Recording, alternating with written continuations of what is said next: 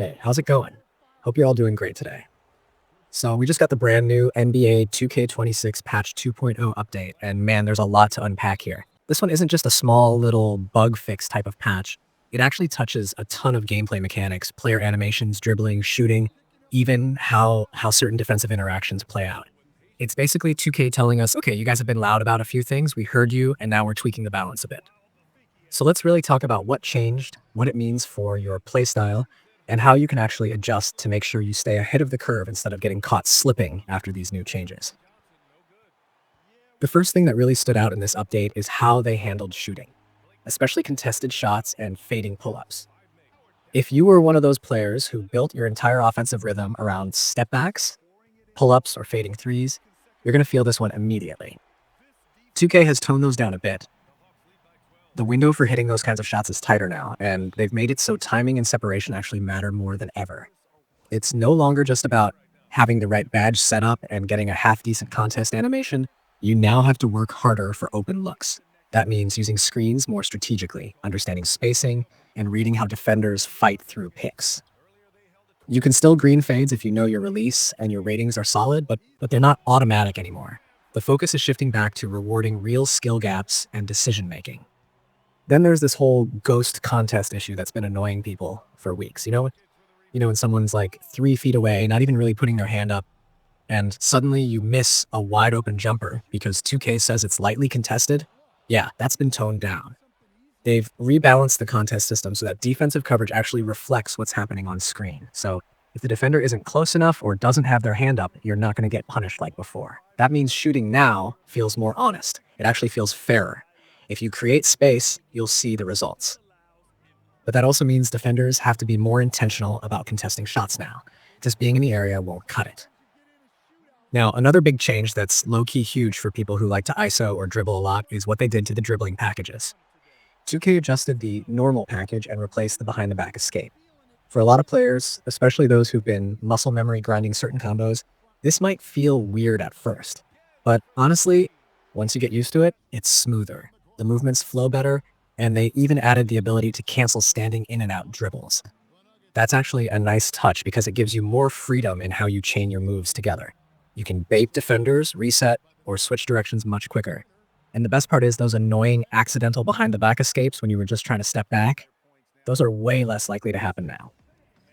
So overall, the dribble mechanics feel cleaner, and your player responds faster to what you're actually trying to do. Steals and ball security also got a pretty important tweak.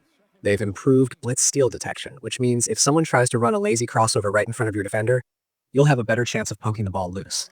That also means, on the flip side, you need to protect your dribble more carefully. The game's not forgiving sloppy ball handling anymore. It's not just about spamming dribble moves, it's about being smart with them. Use your body, use angles, and know when to retreat. If you're someone who's used to dribbling the air out of the ball with no consequences, this patch is going to humble you real quick. One thing that's really interesting is how they've handled rhythm shooting and timing windows. Before, a lot of players were complaining that their inputs didn't always register the same way. Their shots were inconsistent even when their timing looked perfect. This patch fixed a lot of that. Timing windows are a bit tighter, but they're also more consistent. So when you release at the same point, you'll get the same result more often. It feels more responsive. The game rewards you for actually learning your jumper now, instead of just relying on luck or animation variants. And if you're running no meter, you're going to love this because the improved consistency makes it way easier to master your release point through muscle memory alone. Now, there's also a big update to takeovers, specifically around the dunking boost. Before, some people noticed their dunking boosts weren't triggering properly when they activated takeover, or they were tied to the wrong badge effect. That's been corrected. So now if you're running something like Poster Machine, you'll actually feel that power boost again when you go up for dunks. It's back to how it should have been from the start, which is a relief for slasher builds who rely heavily on finishing strong at the rim. They also made some small but important rule logic fixes, like adjusting how the 3-second rule behaves against zone defenses. If you've ever played against a 2-3 zone and found yourself getting called for 3 seconds in situations that didn't make sense, this patch should smooth that out.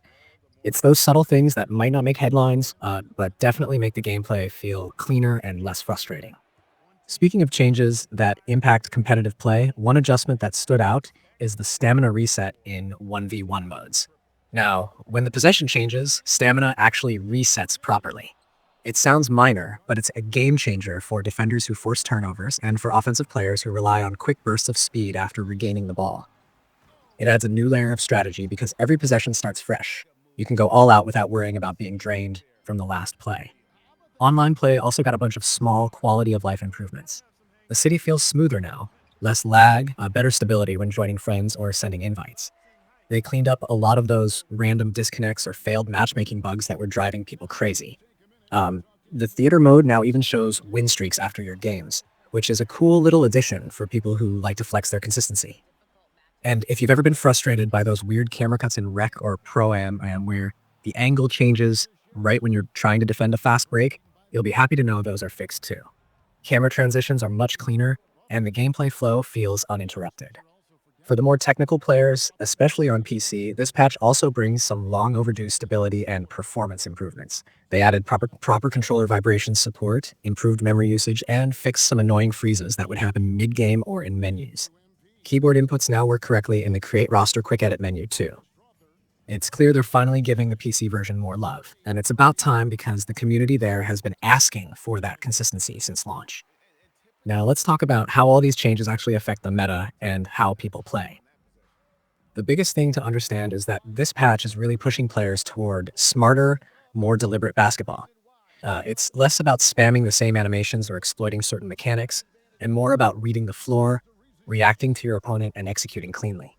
With the ghost contests being fixed, you'll see shooters starting to space the floor properly, and guards working harder to create clean looks. You can't rely on low percentage fades all game anymore. You've got to mix it up. The reward for open shots feels better than before, which makes spacing and ball movement more valuable. On the defensive end, blitz steals being stronger is going to change how people handle pressure.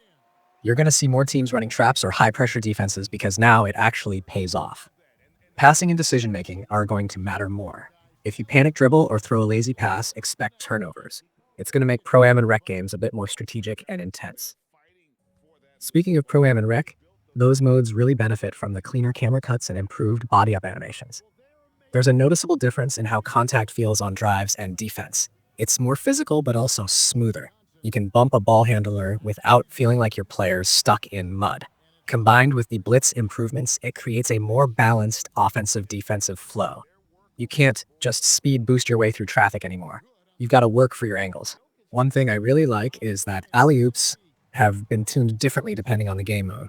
In Hall of Fame and competitive matchmaking, you still get the random button finish mechanic, which keeps it realistic and skill-based.